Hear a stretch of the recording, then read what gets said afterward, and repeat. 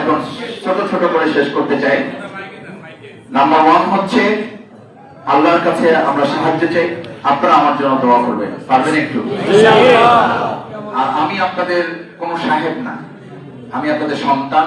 আগে যেভাবে বলেছি ওভাবে যদি রিসিভ করেন যে হ্যাঁ তোমাকে সন্তান হিসাবে, তোমাকে ছোট ভাই হিসাবে আমরা গ্রহণ করেছি, তাহলে আপনাদের হৃদয়ে, আপনাদের মাথায়, আপনাদের বুকে আমাকে কোনো সাহেব হিসাবে না, আমাকে নিতান্তই সন্তান, ছোট ভাই, আর এর চেয়ে যদি বেশি সম্মান দিতে ইচ্ছা করে তাহলে অ্যাবসলিউট একজন খাদেম, একজন সেবক হিসাবে আমাকে স্থান দেবেন। একেবারে অন্তর থেকে আল্লাহ সাক্ষী, সালাতুল জুমায় আপনাদের কাছে বললাম, যদি এটা রাখতে পারেন তাহলে দুনিয়ায় এবং পরকালে এটা আমার জন্য কল্যাণ। আমি অহংকার মুক্ত থাকতে পারবো, আমি প্রতিহিংসা মুক্ত থাকতে পারবো। আমাদের বাউফলে কোন অবস্থায় আমরা প্রতিশোধ বা প্রতিহিংসা করতে দেব না। পারবেন ইনশাআল্লাহ? ইনশাআল্লাহ। আপনারা এলাকায় এলাকায় একটা টিম করে নিজেরা দায়িত্ব নেবেন। এরকম কেউ করলে প্রশাসনকে সহযোগিতা নিয়ে প্রতিহিংসা প্রতিশোধের জায়গা আমরা কর্ম রচনা করব।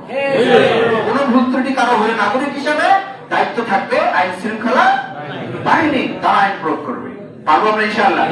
দেখবেন যে আল্লাহ তাআলা বরকত দান করবেন। এই বরকত না পেলে কোন এমপি সাহেব, কোন খাদেম সাহেব, কোন মন্ত্রী সাহেব কেউ কিছুই আপনাকে করতে পারবে না যদি না আল্লাহ তাআলা তার পক্ষ থেকে আসমান এবং জমিনের বরকতের দরজা আমাদের খুলে না দেন। আসুন সম্মানিত মুসলিম একরাম, আমরা আল্লাহ তাআলার কাছে সাহায্য চাই।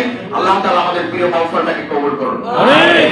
সমস্ত বালা মুসিবত থেকে হেফাজত করুন। আমিন। সমস্ত প্রতিহিংসা প্রতিশোধ থেকে আল্লাহ তাআলা আমাদেরকে হেফাজত করুন। আমিন। আমরা পরস্পর ভাই ভাই, আমাদের হিন্দু যারা আছেন, আমাদের হিন্দু, বৌদ্ধ, খ্রিস্টান যে যতটুকু আছেন, তাদের প্রতি আমাদের মানবিক সর্বোচ্চ দায়িত্ব নিয়ে আমাদের তাদের প্রতি আচরণ থাকবে।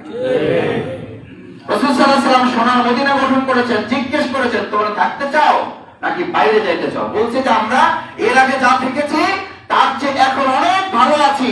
ইনশাআল্লাহ আমাদের বাউফলে আমরা মুসলমানরা যেমন ভালো থাকবো, আমাদের হিন্দু ধর্মাবলম্বীরাও একইভাবে তারা ভালো থাকবে।